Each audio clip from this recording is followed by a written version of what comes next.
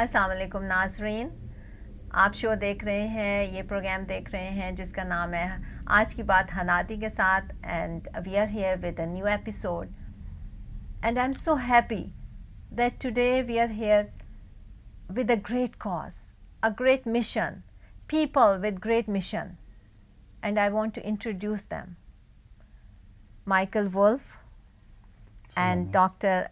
Aziz Adabar, who is a scientist and also an imam. And Michael Wolf, he is an American poet, author, president and co-executive producer of Unity Production Foundation, a non-profit media organization. Thank you so much for coming to my show आज की बात Hanadi के साथ. Thank you. I'm honored. Thank you for having us. Thank you for having us. So, Michael, I came to know, I mean, this is very interesting. I came to know that you are making an animated movie, animated film. Can you tell a little bit about that film? Yes, of course. Well, we've made quite a few documentary films for PBS over the years, almost 20 years now. This is our first venture into animated feature films. Okay. So it's a bit of a steep learning curve, but we're managing. This is going to be... So why it's steep? Why it's difficult? Something... when you make a conventional documentary, you have interviewers, interviewees, you have costumes sometimes, you have sets. You're showing a real representation of the world. In an animated film, it is not a real representation of the world. It's an animated representation. So you have a script and things are drawn and you have to create characters very much like a feature film, but without actors. You create the characters and then you show them. So in that sense, technically, it's a bit of a learning curve for us. But we thought it would be the best medium for the story. The story is the story of a young girl, 12 years of age, named Lamia, who is given a book of poems by the great Sufi poet Jalaluddin Rumi, just before she leaves a war-torn city with her mother. And the experience of fleeing her world and losing her society, her school, her connections with her friends, seeing all of this jeopardized and put on the line is a drama in her life. A drama that hundreds of thousands, perhaps millions of children are going through today, as well, of course, as many parents. So this is the story of a parent and a child. Oftentimes when you're telling a story that involves millions of people, the most effective, dramatic way is to tell the story of one representative person. So what motivated you? I mean, who is the writer? And who is the real force behind this? Because this is a topic, a very touching, heartfelt topic, that what are the difficulties the immigrants are facing, the refugees are facing, and how difficult the life has become for them. If we don't welcome them, or even if we welcome them, still it's not the same for them. There's a lot of change that they have to go through, a lot of hardship. So what motivated you to choose this topic? Well, current events in this case, and also an instinct that I think storytellers have and develop for the story that will really attract a large audience and address a critical subject. I personally believe that the subject of this entire decade, the most single critical story, is the story of immigration, of refugees. There are some 60 to 80 and probably more millions of people literally on the run right now, and being driven out by war, often civil war, economic circumstances, crime, and so on. We're all familiar with the statistics and the details, but the actual human drama is not something that is easy for us to get a handle on, except through storytelling. So this is why we have undertaken this story. Unity Productions Foundation, our little media organization, has focused for the last 18 years on trying to tell the story that people need to know now about the Muslim community, either in the United States and or abroad, and often both at the same time. So we have quite a menu at this point of films which we put into schools, we put in libraries.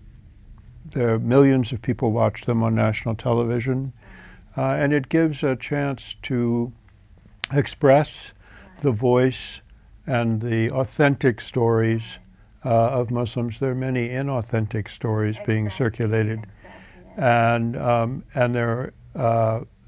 there's a need for an expanded version of the Muslim character. Exactly. I totally believe that. We will come back to all of this. These are the questions I'm going to ask you. But first, I want to talk more about Lamia's poem, about Lamia's story. Of course. About that animated. So, my dear audience, Lamia's struggle, it's a struggle of a young girl, young Muslim girl, the enormous danger she is in, and how she will keep going, how she will fight all the monsters, both inside and outside. One day, she drifted off to sleep while reading Rumi's poetry, and she tumbles into a beautiful dream that briefly takes her to escape her trouble. But the monster is never far away. It's always very near to her, always haunting her, making her scared all the time. And that was what happened to Jalaluddin Rumi 1800 years ago. And that was his own journey of life. And the beauty of that animated film is that both the stories, they go parallel, right? That's correct. They go speak parallel. to each other. And there's a big symbolism. It's a beautiful mixture of two things. The one what we are facing and the one what we are looking right now in front of our eyes, and one that already happened in the past. All of us experience loss and separation during our lives. Jalaluddin Rumi's poems cause us to return to the source of our deeper spirituality. Only then, only when we go and we turn towards spirituality, that the monsters can be defeated and broken hearts healed. This is the biggest message of that movie. And this is such a great message. Can you imagine? I mean, we all face frustration in life. We all face hardship in life. Sometimes we all feel at a loss that what's next, what we are going to do. We don't feel good. We don't feel happy. And the lesson is, the main thing is spirituality. When we look, I mean, have you ever thought about why there's so much, whenever you go to a therapist, whenever you go to a healer, whenever you go to somebody and you tell them, a specialist, to tell them that, I don't feel happy, I don't feel contempt, I don't feel fulfilled, there's some emptiness in me, right? So they always come to you and they always tell meditation. Meditation is what takes us towards healing. And what is meditation? It's a part of spirituality. You look within yourself, you think deeply, and you go towards and you search your soul. I want to quote Rumi over here, Jalaluddin Rumi. I was reading his poems and his quotes, and I want to share it with you. The soul has been given its own ears to hear, things the mind does not understand, Rumi. So there's much more than what we see, what we understand, what we feel. There's more. When we touch the spiritual aspect of our life, there's much more than what we see. So through this animated movie, Michael Wolff and Dr. Abdulaziz and all their people and all the production team, the whole team, this is what they wanted to show. And this is what they want to tell us, that we have to be strong. We have to fight the monsters within us, whether it's a Syrian girl, it's any refugee, or any person who is escaping the monster within or outside, facing a troubled time. We have to be strong. We have to fight it. But how can we be strong? How can we be strong? So Michael, can you tell us what is the message in that how can we be strong? Well, the message in this goes back to Rumi's message. Right. And it draws on the Quran as well. Right.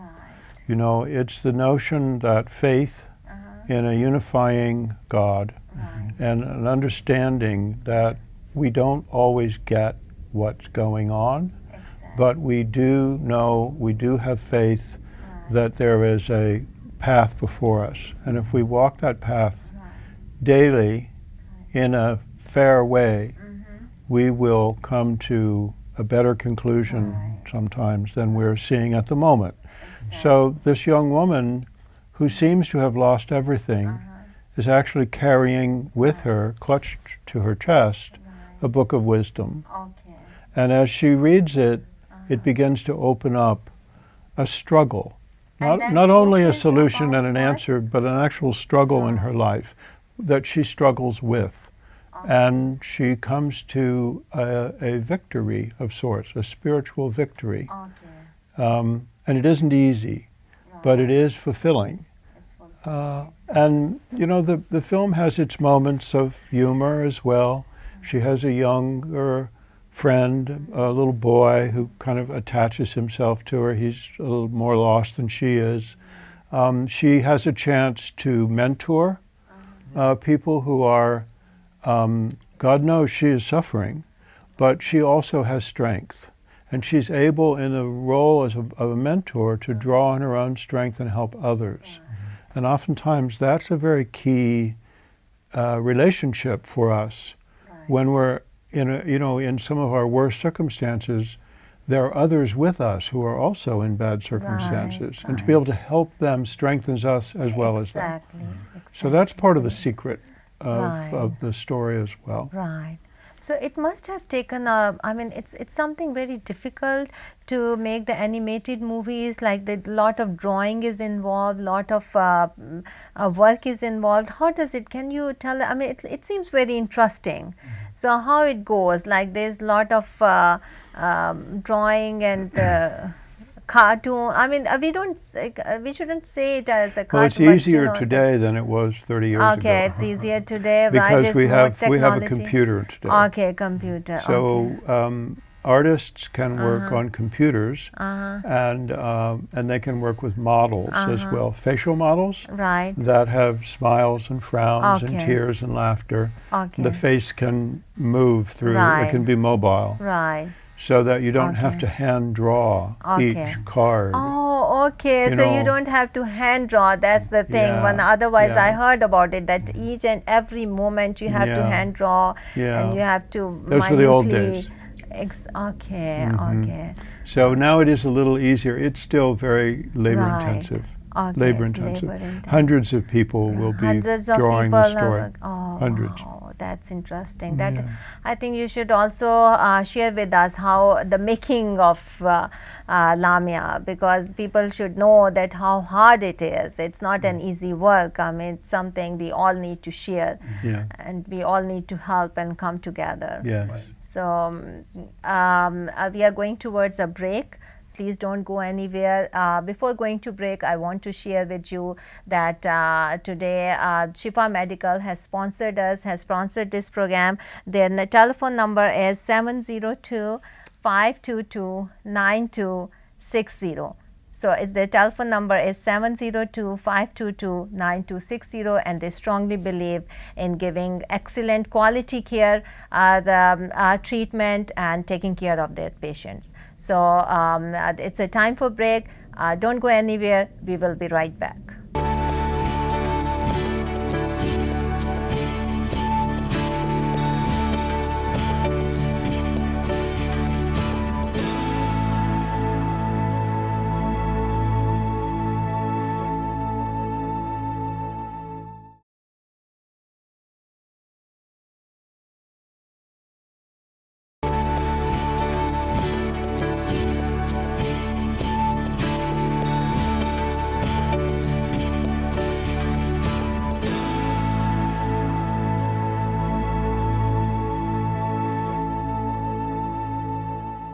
Michael Wolf and Dr. Aziz and their team, they are hosting an event in Las Vegas on December 8th, 2018, Leila's Palace Banquet Hall, 3430 East Tropicana Avenue, Las Vegas, Nevada 89121, 6 p.m. from 6 p.m. to 9:30 p.m. For more details, more information about the tickets, about the timings, about the place, please call Dr. Abdul Aziz, and his phone number is 702-241-5176. I will repeat the telephone number. It's 702-241-5176. For any detailed information. And my dear audience, this is our duty, this is our moral duty, that we should encourage things like that, encourage people who are putting so much effort just to tell about the people outside how that Islam is a powerful religion, how peaceful it is. It is a religion of peace and prosperity and compassion and love and spirituality, which is a very important point, as we are going to see that how Lamia in this movie, how she is going to help herself and how she is going to help others throughout her journey, which is full of her journey, that is full of difficulties, full of hardship, but she doesn't lose hope because of her spirituality, because of her faith, and because she believes that she has to stay strong. So with that, I also want to, Dr. Abdul Aziz, I want to ask you a couple of questions like this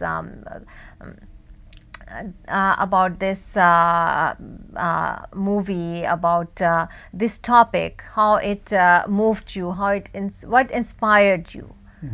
From my perspective, I'm really happy that UPF has chosen this topic for the next documentary, because it speaks and it gets right to a Quranic verses where Allah subhanahu wa ta'ala, or God, says, why don't you come to the help of the weak and the oppressed, the children, the women, the elderly, who say, oh God, deliver us from this oppression.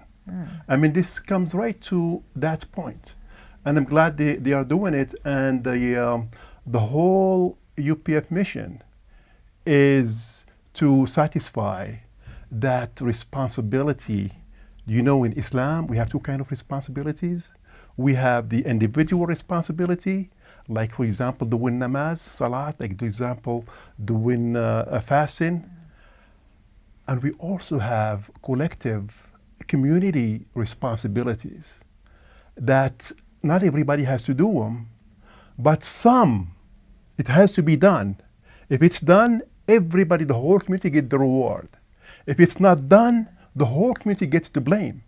And I'm glad that UPF is doing exactly that. They are doing documentaries to show Islam and Muslims in a positive way. And that's exactly what our communal responsibility is. And this is what we need. We need to tell through media, because everybody, this is an age of media. This is an age of information. Facebook, television, internet, everything is through the media, and this is our responsibility to spread the message of Islam. And to tell, because in Western media what is happening, as I was reading somewhere, you said, you quoted, that there's a lot of misinformation. We all know that there's so much misinformation about Islam that is being written on newspapers, written somewhere in the books, and also showing on the media, television. People are saying wrong things about Islam. So it is our duty as a Muslim to counter that, to tell them through genuine stories and through genuine what you call it, what happened in the past, through our leaders, that this is what their life have been, this is what their teachings are. So no, thank you so much. I mean, both what you are doing, your team is doing, it's commendable, and it's very encouraging for us too. But it's our duty also to spread that word, to help you guys in spreading what you are doing and helping you and supporting you. So that's why I again want to request the audience that please go watch the clips and of their production, what they are doing, what they supported, listen to the stories, and then give them ideas and how you can support them, because these things, an individual cannot do all this. We need the support of each other, and only with the help. There's so many communities, those who help each other, and now they are at the top. So we also need to, the help is, it's not only the monetary help, it's not only the material help that we are talking about, it's also you encourage it. Somebody is doing a good work, you encourage it, you come forward, tell them, oh, I appreciate it. When I came to know about them, UPF, and then I told Michael to share that the clip about the Lamia story, animated movie, to share that clip. And when I saw that, my first impression was, I was in awe. I was like, oh wow, this is something we need. This is something we need to hear, because everybody is in trouble, everybody is in stress. This is an age of difficulty, of trouble, of distress, and how we can overcome it. We don't know the answer. We don't know. We know that that my neighbor is in trouble, I'm in trouble, my friend is in trouble, my relative is in trouble, but I don't know the answer. The life is hard for everyone. So the answer is, I myself found the answer in that clip. It's spirituality.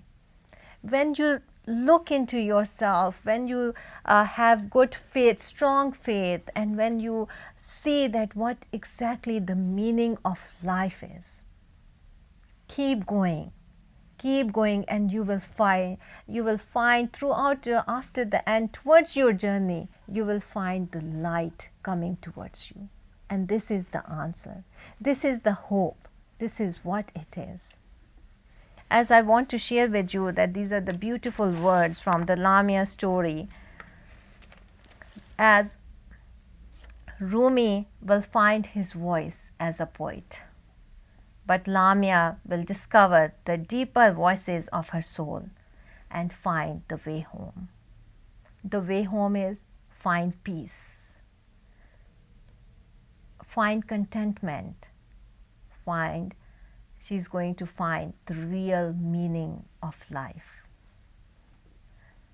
So Michael, I want to ask you, this story, about this story, you want to say something else about this? You want to add something to it?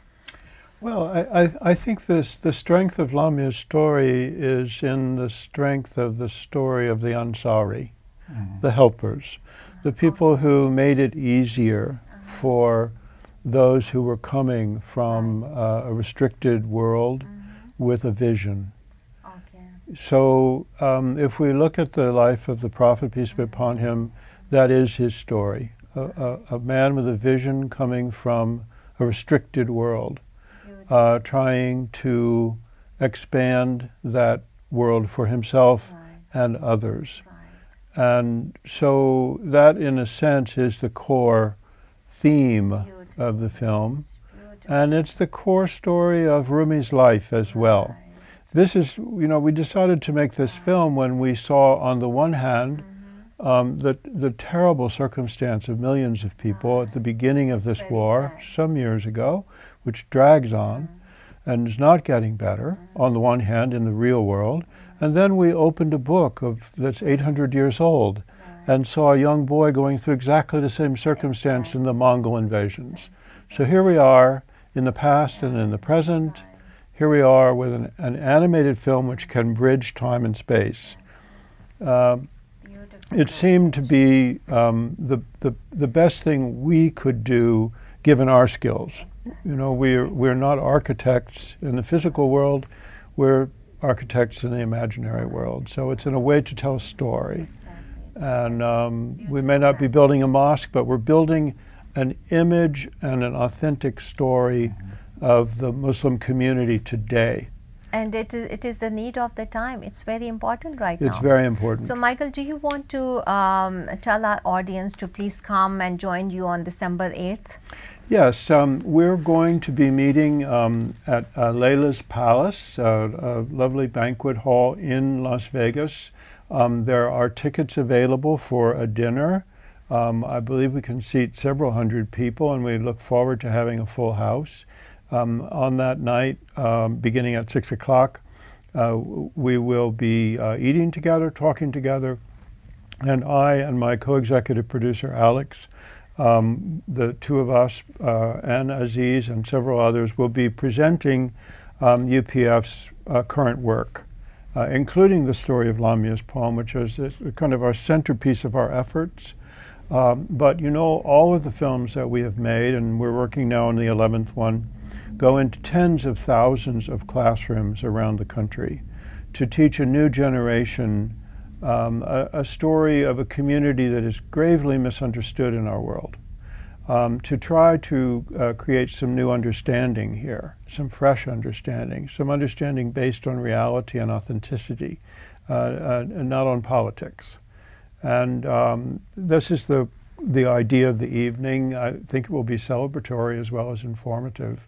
And I invite you to learn more, find out more. You'll see at the bottom of your screen an address and phone number and a place and a time. Jot it down and think about joining us.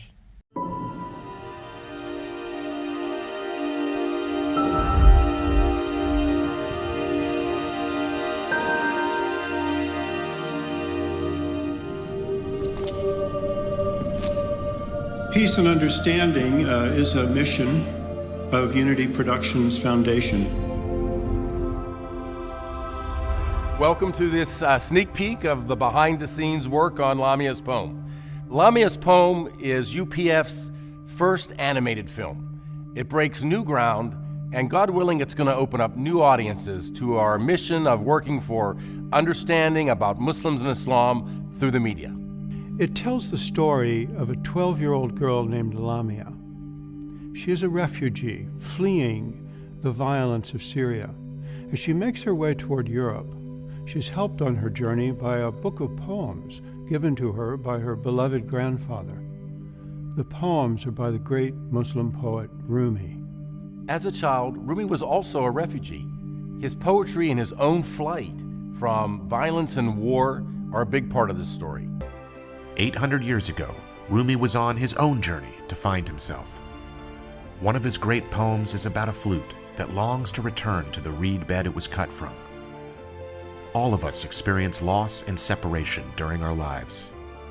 Rumi's poem calls us to return to the source of our deeper spirituality. Only then will monsters be defeated and broken hearts healed.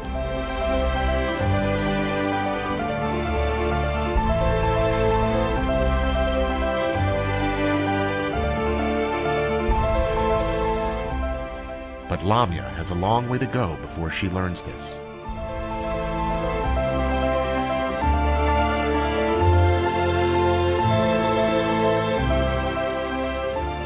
Lamia and Rumi will cross time and space to help each other on their journeys.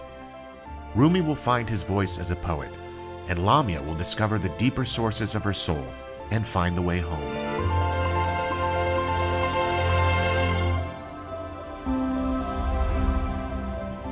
The hard work continues. We want the final product to be a powerful spiritual experience. I think this project's really exciting for me personally because I think the content is so strong. We've got a great script coming down for us to work with, a great team to work with. It's such a great story, and it's not enough to just tell this little clip of the story. We want to tell the whole thing. We hope that you will join us on our journey with this film. You've asked us for a project like this, and we're excited about developing it with you, inshallah, with your wonderful support.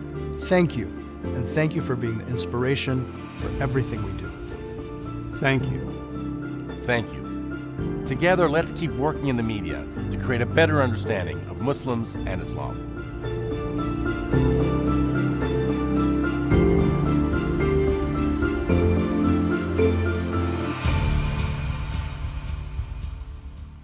I hope all of you enjoyed the clip. It was made beautifully with a great message. Please don't go anywhere. It's time for a short break. We will be right back.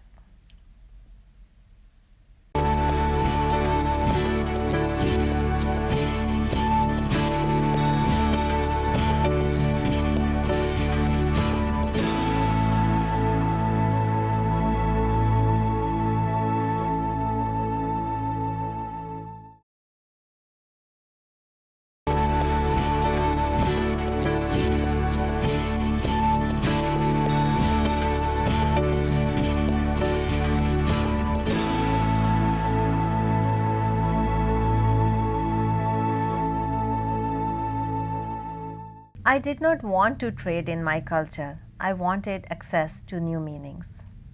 You said that, Michael Wolff. Ladies and gentlemen, how an American writer born of a Jewish father, a Christian mother, found spiritual fulfillment in Islam. So, Michael, you have to tell us in detail what motivated you to become a Muslim.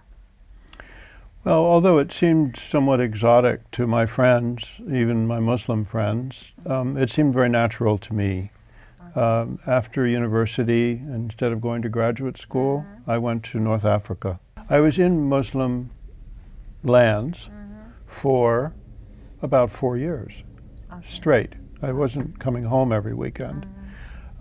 So I was immersed in this world and in this culture, and I had many Muslim friends. I didn't become a Muslim then, but I learned a lot about what it means to be a Muslim by living with other Muslims. About 15 years later, I had what you might call... So I'm sorry, I'm cutting you over here, but I want to go back to that time. Okay. That about those Muslims friend, about that African Muslims, those people, it seems like that something touched you, something motivated you, something you liked. And what was that specific thing, Michael? Well, I very much enjoyed the way their religion and their faith came out of the background in their lives as they needed it. No one ever tried to convert me. No one seemed to be wearing their religion on their sleeve, as we say in America. There was not a lot of ego involved. Religion, in my experience of it in North and West Africa, was very much lived. It was very much in the fabric of the society. And that was such a refreshing thing to me, coming from the United States, where at that time we were having a lot of fakery in religion. There was a lot of televangelism going on, and a lot of what I considered to be inauthentic religious expression. And what I saw in North and West Africa was very authentic. When I found myself in life at a point in time in my late 30s and early 40s when, you know, we have a saying in English that you raise the soup to your lips, but you don't taste it. And that was my condition. It wasn't that I was in a screaming spiritual crisis. It was that I wasn't experiencing life, the savor and the flavor of life. You know, in the Bible it says the salt has lost its savor. That was my problem.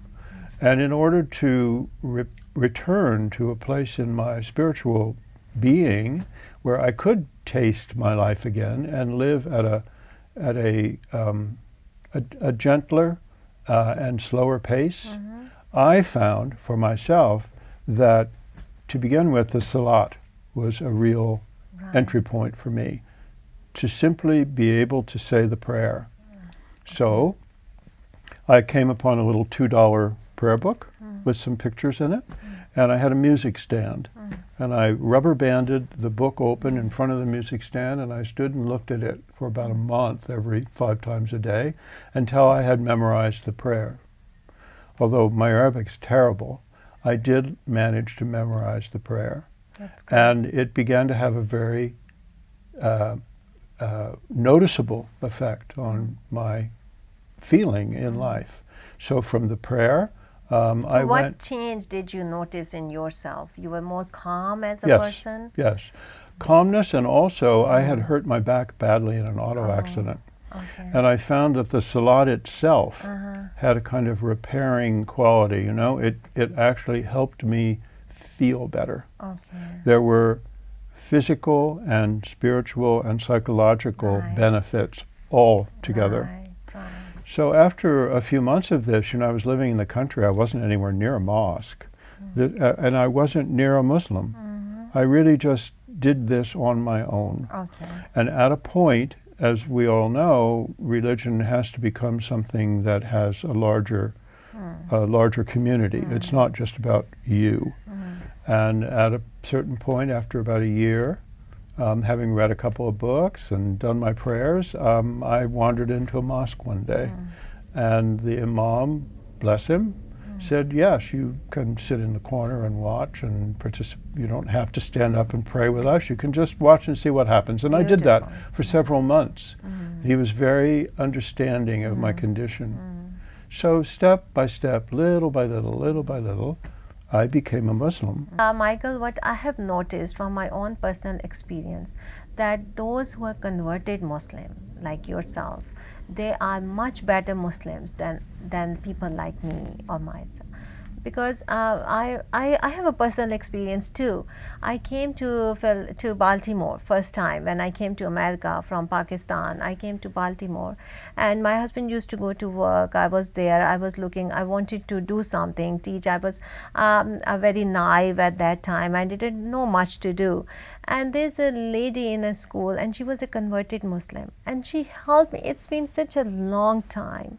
I still remember her. I'm still so thankful to her, and I still cherish those memories. She was such a sweet, humble lady, and she told me, she used to tell me, Hanadi, you need anything, let me know. Because at that time, my husband, he used to take the car to his work, and I was like sitting there, and she was like, okay, let's go for a grocery. She used to take me over there. She helped me, she guided me, and it's a long time, but I still remember. And she was a converted Muslim. Such a sweet person I've seen in my life, that her memories will stay with me forever. You know, this is the beauty of people who Well, I would say that's a very good example of what goes around comes around. comes around. You know, Exactly. someone was attracted to the best of Islam, Right. and it came around to help you as well. Right, exactly. And that's a It very did help me, powerful yes. statement of religion in And general. I saw that beauty in her, not in her face, in her actions, everywhere, whatever she was doing, whatever she was saying, and even there was something very pleasant on her face. And you know, this is I've noticed in my life that those who are converted Muslim, they have more thirst for Islam than people like us. You know, I mean, we. Well, that's a very humble thing to say. And also, I think the truth of it is that a convert is going probably to have a fresher Right. relationship. Right. It's not been Taught to them aged from the beginning. in right. time. It's it's right there Right. and immediate, and then we Right. all benefit from Right. that. We all Right. benefit from that. Exactly. We all benefit from each other. I would Right. not be a Muslim without other Muslims. How could Right. that be possible, even? Right. So. And you made a movie about the legacy of Prophet Muhammad sallallahu alaihi wasallam. Can you tell us a I little did. bit about Well, I that? learned to make a movie when I made the Hajj. Okay. I went on Hajj with ABC Nightline. Okay. At first, I made my own Okay. Hajj, but then I Okay. returned with a camera crew. Okay. And wow. until up to that point, I was just a writer of books, and then I learned to make movies. It's all storytelling. It's Right. just a different Okay. form. And I made a half-an-hour documentary about the Hajj, which was the first time that the Hajj had been depicted on American TV. And if you can make a half-hour documentary, you can make an Right. hour or Right. two. Okay. It's all documentary is a documentary. Okay. So after a year or two, 1998, 1999, I began to think about making a larger film. Okay. And the story of the Prophet Muhammad, peace be upon him, suggested itself. That seemed like Okay. the theme. That seemed like the story. And again, it had not been told. Okay. A storyteller is always looking for the story that hasn't Right. been told yet Okay. in Right. his or her culture. Right. So I met, about the time that I was thinking in this way, I met a gentleman on an airplane coming back from Jeddah. And he and I talked all the way back, an American like myself and a converted Muslim like myself. It was Wow. you could say, coincidence, alhamdulillah. Wow. And I've been talking to Alex ever since, 20 years later. He is my co-executive producer and partner in all of the things that UPF does. Okay, so Alex is the person you met that time. Correct. Wow, that's amazing. Yeah, That's it is, yeah. wonderful. Yeah. What a great coincidence, Yeah, right? yeah. So, so what So is from in that? so yeah. from that relationship, we decided, let's make a movie about the Prophet Muhammad, peace be upon him. Okay. And we started. We started in 1999, and we took the idea to the Muslim community, and we took it to many scholars. Okay. For us to be telling this story wouldn't be Right. appropriate. Right. We needed people who've thought Okay. about this all their Right, lives to be right. telling the story. Right. And in a documentary, you can do Right. that. Right, So it took us 3 years. right. And we were finishing the film when 9/11 happened. Oh, okay.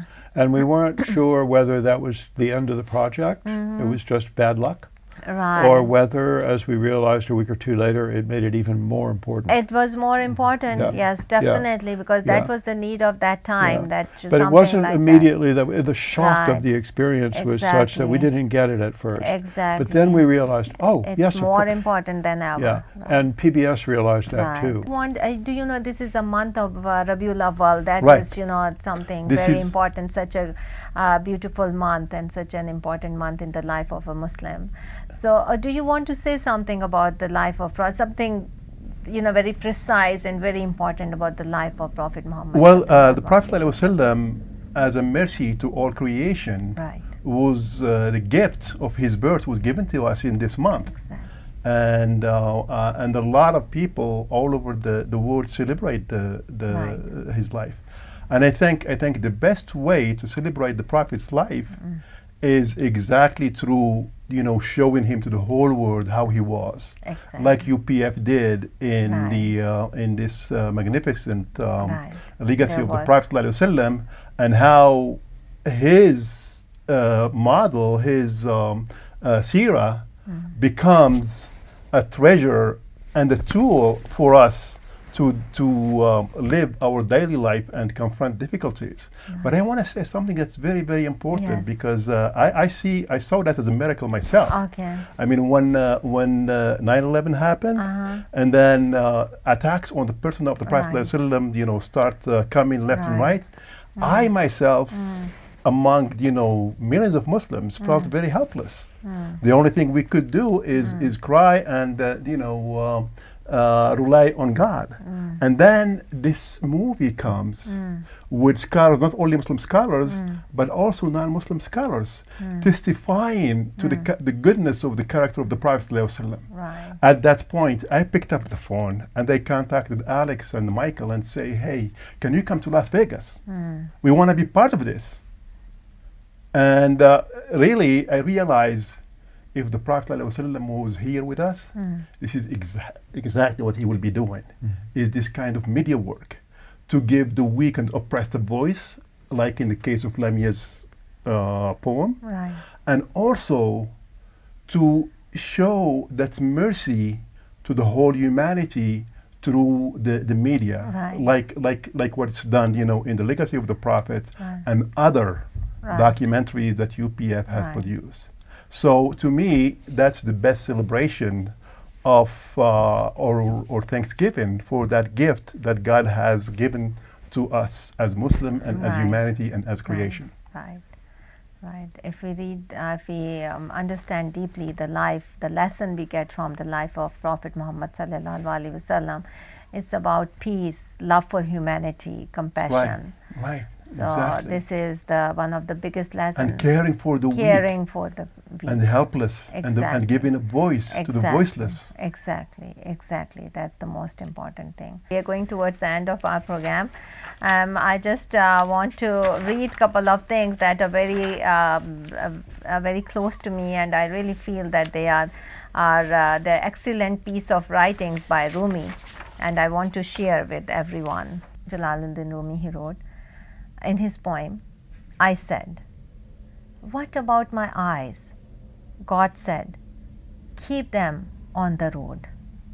I said, "What about my passion?" God said, "Keep it burning." I said, "What about my heart?" God said, "Tell me what you hold inside it." I said, "Pain and sorrow." God said, "The wound is the place where the light enters you." How beautiful is that? That wound, when we are not feeling well or when we are feeling down, just go towards your faith. Spirituality is very important in feeling the light within ourselves. And then we find that God is very near to us and He is listening to us. By the way, You want to say Rumi something? is called the Quran in Persian. Okay, And then I think he helps us right. take Understand. and consider Exactly. the Quran as a love letter from Right. Allah subhanahu wa Right. ta'ala. A love letter from Allah, Right. just like, this How poetry to of love. understand the life, the real meaning, like what is the real meaning? Yes. I mean, we think that that superficial life, the materialistic life, that is what we are going to find happiness, satisfaction. But Prophet Muhammad sallallahu alaihi wasallam, from his life, what we come to know that, and what Quran, the lesson of Quran, know humanity, helping others, and Right. being simple, being true, being honest, Humble. and this is humble. This is how we are going to find the real life, the real meaning of The real life, meaning and of this life, is why yes. how we are going to find the satisfaction. And even if we are facing troubles, because this is what part of life, we Right. should not be discouraged, because there is a light at the end. On the other side, there is a light, right? Thank you so much. Thank you so much, Michael Wolf. Thank you so much, Dr. Thank Abdul you. Aziz, for coming, for sharing. So, dear audience, please go and encourage them and support their project, because they're coming to Vegas December 8th. You have and I will share the information with you once more, because that is important. December 8th, Laila's Palace Banquet Hall, 3430 East Tropicana Avenue. For more information, you can always call on the number 702-241-5176. And with that, we are also thankful to Shifa Medical, who have sponsored us, and I will give, and they believe in quality care. So if anybody interested, you can go and call them. Their number is 702-522-9260. And with that, I will take permission, and we will come back next week with another episode, something new, something more informative. See you next week.